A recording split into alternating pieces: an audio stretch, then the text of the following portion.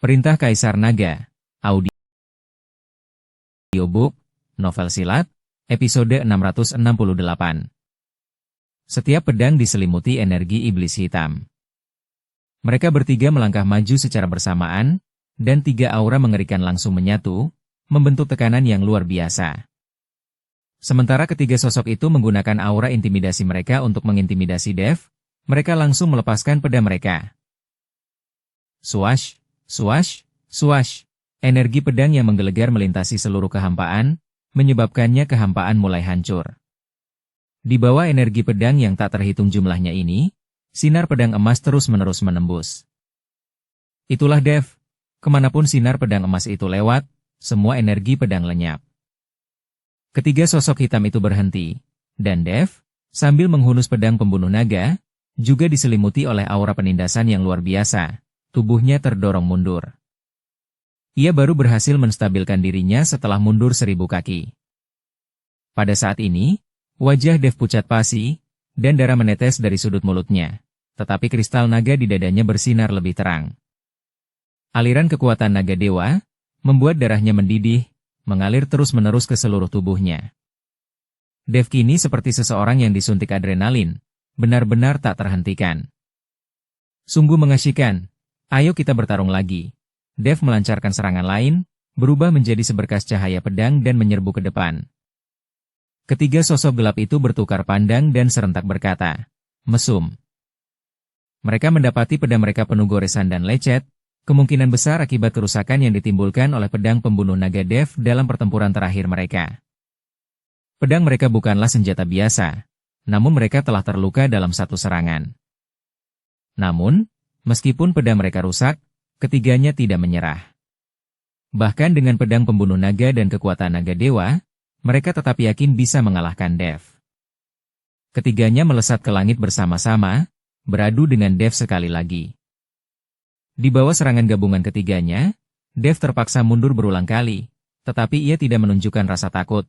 Wus, blaar. Dengan raungan yang memekakan telinga, seluruh cahaya pedang di kehampaan hancur berkeping-keping, dan tubuh Dev terpental ribuan kaki jauhnya seperti daun yang berguguran. Ketiga sosok bayangan itu mundur 100 kaki. Meskipun tidak terluka, energi internal mereka mulai bergejolak, dan napas mereka menjadi tidak stabil. Ini menyegarkan. Sekalipun aku tidak bisa mengalahkan kalian hari ini, setidaknya aku akan mendapatkan ingusmu. Dev menyeka darah dari mulutnya dan menyerbu ke depan lagi. Kali ini, ketiga sosok bayangan itu mengerutkan kening, semuanya menatap pemimpin mereka, yang lengannya telah putus. Begitulah pertarungan, Anda tidak takut pada serangan yang curang atau penuh kekerasan, Anda hanya takut pada mereka yang tidak peduli dengan nyawa mereka. Mereka takut pada mereka yang gegabah. Apa yang kalian lihat? Jika kalian bertiga tidak bisa mengalahkan Dev, kita semua tidak akan pergi. Pemimpin sosok bayangan itu meraung. Mendengar ini, ketiganya hanya bisa menyerbu ke depan lagi, menghadapi Dev dalam pertempuran sengit. Namun, mereka mendapati Dev semakin kuat semakin mereka bertarung, tanpa menunjukkan tanda-tanda kelelahan. Tepat ketika ketiga sosok bayangan itu teralihkan, pedang pembunuh naga di tangan Dev mengeluarkan auman naga. Ketiga sosok bayangan itu terkejut dan serentak mengangkat pedang mereka untuk bertahan.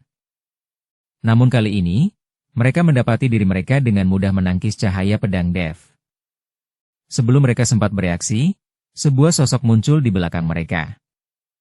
Dengan satu ayunan pedang, ketiga sosok bayangan itu ketakutan dan langsung melayang ke udara. Meski begitu, mereka masih terluka oleh energi pedang. Masing-masing dari mereka memiliki luka sayatan berdarah yang dalam di lengan mereka. Meskipun lukanya ringan dan tidak fatal, bagi tiga kultivator Dewa Surgawi tingkat 9 puncak, dilukai oleh seorang kultivator Dewa Surgawi tingkat 3 terlalu memalukan. Master, kurasa aku baik-baik saja. Zhongli mendekati Dev, sambil tersenyum. Ternyata serangan pedang sebelumnya hanyalah tipuan Dev. Ia menggunakannya untuk mengalihkan perhatian lawan-lawannya, memungkinkan roh pedang Zhongli di dalam pedang pembunuh naga terlepas dari bilahnya dan melancarkan serangan kejutan.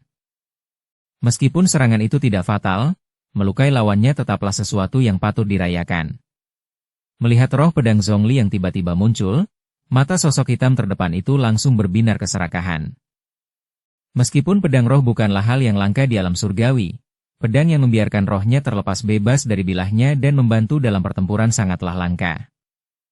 Terutama karena roh pedang ini memiliki kesadaran, berfungsi seperti manusia normal. Sekelompok sampah, terdengar teriakan marah dari langit, diikuti oleh seberkas cahaya hitam yang melesat ke arah Dev. Mata Dev menyipit, dan ia segera mengembalikan Zhongli ke pedang pembunuh naga. Hanya dengan Zhongli di dalam pedang pembunuh naga, pedang itu dapat melepaskan kekuatan penuhnya dan mencapai kekuatan terkuatnya. Menghadapi cahaya hitam bagaikan meteor yang melesat ke arahnya, Dev mengayunkan pedangnya untuk menangkis. Wus, blaar! Pedang pembunuh naga bergetar, cahaya hitam itu hancur berkeping-keping, dan Dev terpental, jatuh ke tanah, tak mampu bangkit untuk sesaat. Bangsat, sialan, orang-orang ini tak tahu malu. Banyak sekali yang menindasmu sendirian. Jika aku mendapatkan kembali tubuh fisikku, aku pasti akan menghabisi mereka, kata Raja Iblis Awan Merah dengan marah. Dev tidak berbicara, melainkan batuk darah, hampir memuntahkan isi perutnya. Senior, apakah kau mengenali orang-orang ini? Tanya Dev. Setelah bertarung begitu lama, Dev menyadari orang-orang ini sepertinya bukan dari istana Dao Jahat. Tetapi di surga ke-9, selain dari istana Dao Jahat yang mencoba menangkapnya, dia tidak pernah berhubungan dengan sekte lain. Aku juga tidak tahu. Aku sudah terlalu lama meninggalkan surga ke-9, Raja Iblis Awan Merah menggelengkan kepalanya. Permintaan maaf. Dev menatap langit dan melihat celah perlahan terbuka di kehampaan. Seorang pria yang diselimuti energi iblis hitam perlahan muncul. Kemunculan pria itu mengejutkan keempat sosok bayangan, yang langsung melangkah maju dan membungkuk. Dev, menahan rasa tidak nyamannya, perlahan bangkit dari tanah.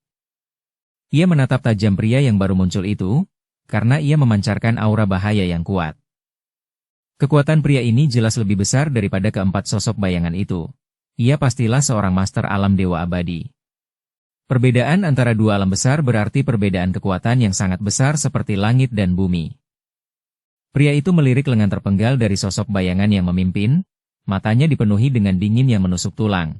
Goblok, sampah tak berguna. Saat pria itu mengumpat, energi iblis di sekitarnya perlahan menghilang, memperlihatkan baju zirah hitam di baliknya. Sosok bayangan yang telah dikutuk itu tak berani bersuara. Kepalanya tertunduk, seluruh tubuhnya gemetar, jelas sangat takut pada pria itu. Baru kemudian pria itu perlahan mengalihkan pandangannya ke Dev, seringai menghina muncul di bibirnya. Wus, pria itu tiba-tiba menghilang.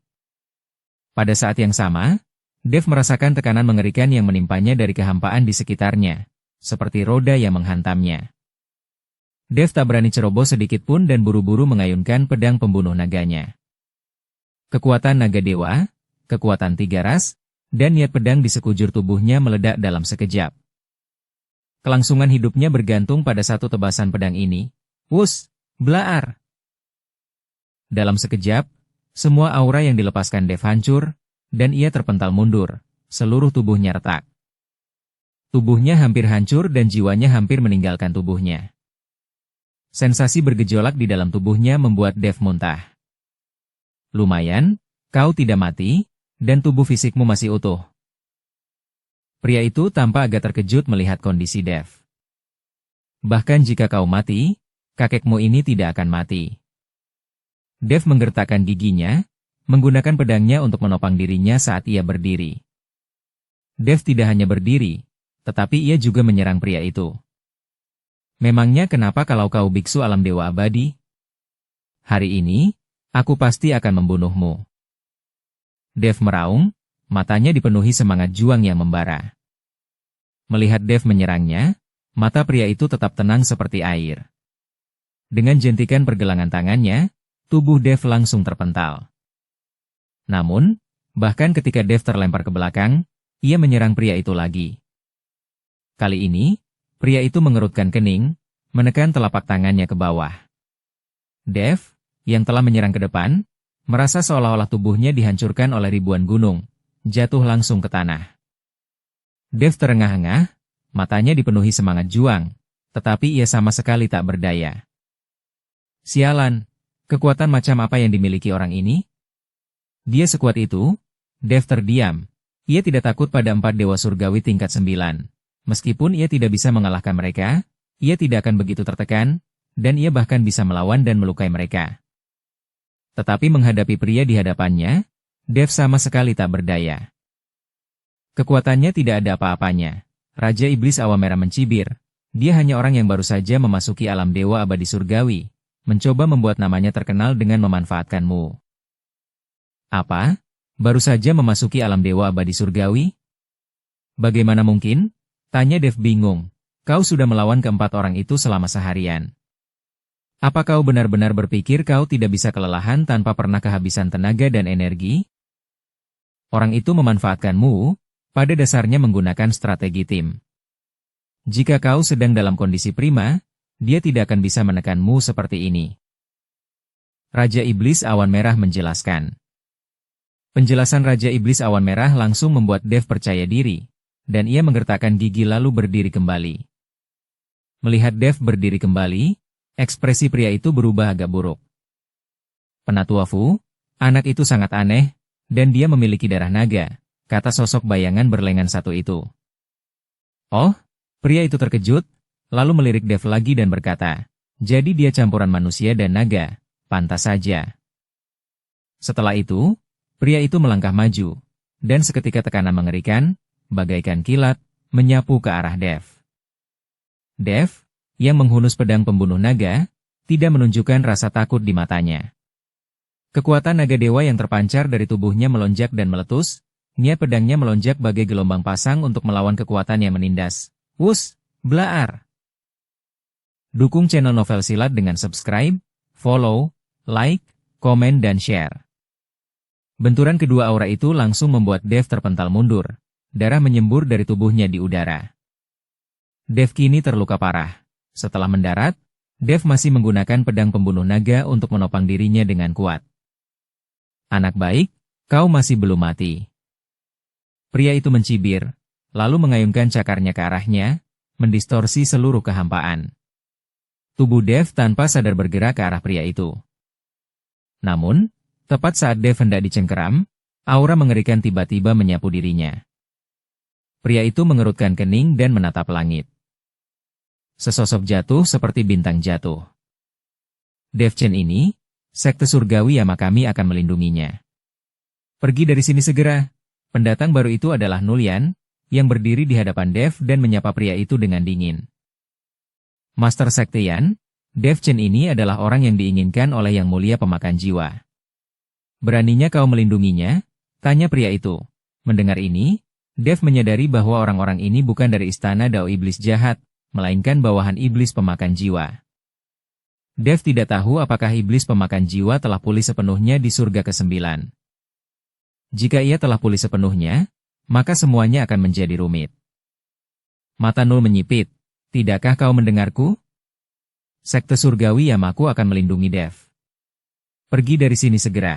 Jangan berpikir bahwa hanya karena iblis pemakan jiwa telah kembali ke surga ke-9, kalian dari aliansi iblis duniawi begitu hebat. Bagi sekte surgawi Yama, kalian masih tak lebih dari sampah rendahan. Kata-kata Nul terdengar kasar, membuat pria itu dan beberapa sosok bayangan di sekitarnya memucat. Nulyan, sekte surgawi Yamamu tidak seperti dulu lagi. Apa kau masih berpikir kau sekte terkuat di surga ke-9? Biar kukatakan, kau, wus. Blaar, sebelum pria itu selesai berbicara, Nul mengangkat tangannya dan menekan ke bawah. Pupil mata pria itu mengecil. Ia bahkan tidak sempat bereaksi sebelum tekanan dahsyat itu menghancurkan tubuhnya, dan jiwanya langsung melayang keluar. Nul masih menahan diri. Jika tidak, jiwa pria itu pasti sudah musnah sepenuhnya. Kau pikir kau siapa? Bahkan pemimpin aliansimu pun tak akan berani bicara seperti itu padaku. Kau, seorang tetua biasa, berani mengancamku? Kata Nul dengan nada menghina. Pria itu, yang kini berwujud roh, melotot marah ke arah Nul, lalu berkata, baiklah, karena kau tidak takut pada Yang Mulia Pelahap Jiwa, maka aku akan menceritakan apa yang terjadi hari ini. Aku ingin melihat sekte surgawi Yamamu dihancurkan dengan mataku sendiri. Jangan sebut iblis pelahap jiwa. Lalu kenapa kalau itu Raja Iblis Api berkobar? Mereka yang ingin dilindungi oleh sekte surgawi Yamaku, akan kami lindungi sampai mati. Jika kau tidak puas, kau bisa memanggil anak buahmu sekarang dan mencoba menyentuh Dev lagi. Null berkata dengan nada menghina. Kau, wajah pria itu berubah sangat muram, tetapi ia tak berdaya. Lagi pula, aliansi iblis duniawi mereka bukanlah tandingan sekte surgawi Yama. Sekte surgawi Yama adalah salah satu sekte tertua di 9 surga, dan kekuatannya tak tertandingi. Meskipun agak menurun sekarang, fondasinya tetap kokoh, jauh melampaui aliansi iblis duniawi mereka, sebuah koalisi dari beberapa sekte kecil. Keluar dari sini, teriak Null dingin, keempat sosok hitam itu bertukar pandang, tetapi tak satu pun berani bergerak, menunggu pria itu berbicara. Meskipun pria itu hanyalah tinggal jiwa, mereka tetap tak berani melangkahi batas mereka. Pria itu menatap Null dengan saksama. Meskipun Null tampak tenang, ia tahu jika mereka tidak pergi, Null akan benar-benar membunuh mereka. Lagi pula, di mata Null, aliansi iblis duniawi mereka hanyalah gerombolan sampah. Ayo pergi, pria itu akhirnya melambaikan tangannya, membawa keempat sosok bayangan itu pergi. Melihat mereka pergi, Null kemudian menoleh ke Dev dan berkata, maafkan aku karena telah membuatmu dalam bahaya. Aku Nullian, pemimpin sekte surgawi Yama. Bawahanku meninggalkanmu tanpa izin, aku akan menghukum mereka. Anda terlalu baik, senior, bawahanmu tak punya pilihan selain pergi, kata Dev cepat. Kau tak perlu memohon untuk bawahanku. Meninggalkanmu adalah pelanggaran terhadap aturan sekte. Sekte kami tak pernah meninggalkan mereka yang telah berbaik hati kepada kami. Karena kau memiliki gulungan emas itu, bagaimanapun juga kau mendapatkan perlindungan kami. Itu adalah janji dari sekte surgawi Yama kami.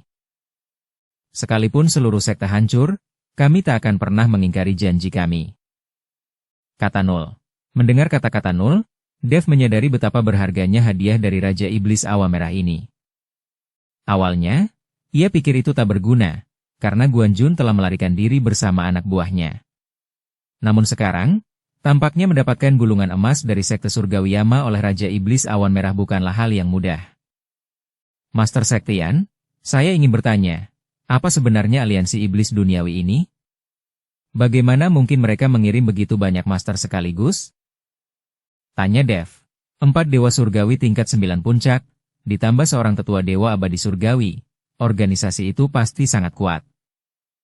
Itu hanyalah aliansi yang dibentuk oleh beberapa sekte kecil di surga ke-9. Mereka semua adalah elit aliansi iblis duniawi. Jangan khawatir, mereka tidak perlu ditakuti. Setelah mengatakan itu, Null memimpin Dev menuju sekte surgawi Yama.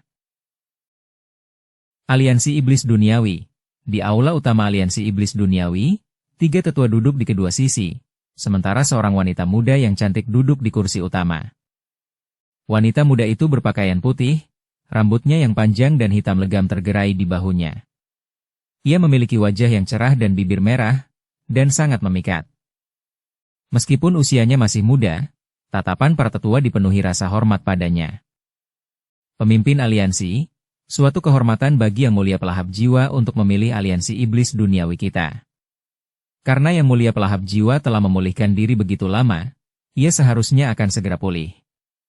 Setelah pulih, aliansi iblis duniawi kita akan menjadi organisasi nomor 1 di surga ke-9, kata seorang tetua.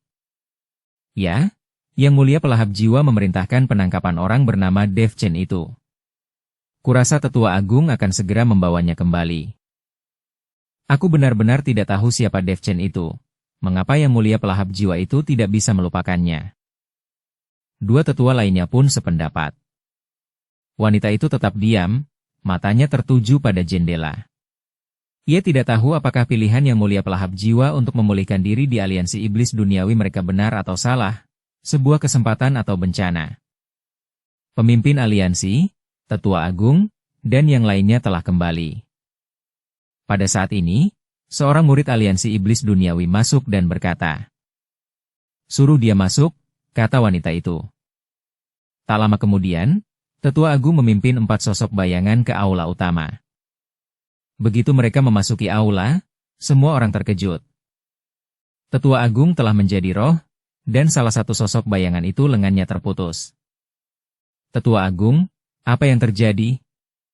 Apakah Dev Chen itu sangat kuat? Tanya salah satu tetua. Tetua Agung menggelengkan kepalanya. Tidak. Lalu apa yang terjadi? Bagaimana kalian semua menjadi seperti ini? Di mana tubuh fisikmu? Siapa yang menghancurkan tubuh fisikmu? Dua tetua lainnya bertanya dengan kaget. Tubuh fisik seorang kultivator dewa abadi surgawi hancur. Ini adalah peristiwa besar. Meskipun ini adalah surga ke-9, kultivator dewa abadi surgawi sangat langka. Tidak semua orang bisa mencapai alam dewa abadi. Selain beberapa sekte kuno di surga ke-9, Anda hampir tidak pernah melihat dewa abadi surgawi di sekte lain. Diam, kalian semua, wanita itu berteriak dingin, dan ketiga tetua itu terdiam. Tetua Agung, ceritakan apa yang sebenarnya terjadi, tanya wanita itu dengan wajah muram. Tetua Agung mengangguk dan menceritakan kejadian itu secara rinci kepada semua orang. Mendengar ini, semua orang mulai mengerutkan kening. Apa sebenarnya yang terjadi dengan sekte surgawi Yama? Mengapa mereka melindungi Dev? Mereka, seorang pria tua, penuh keraguan, berhenti berbicara begitu melihat wanita itu menatapnya. Bersambung ke episode 669. Dukung kami dengan subscribe, follow, like, komen dan share. Terima kasih.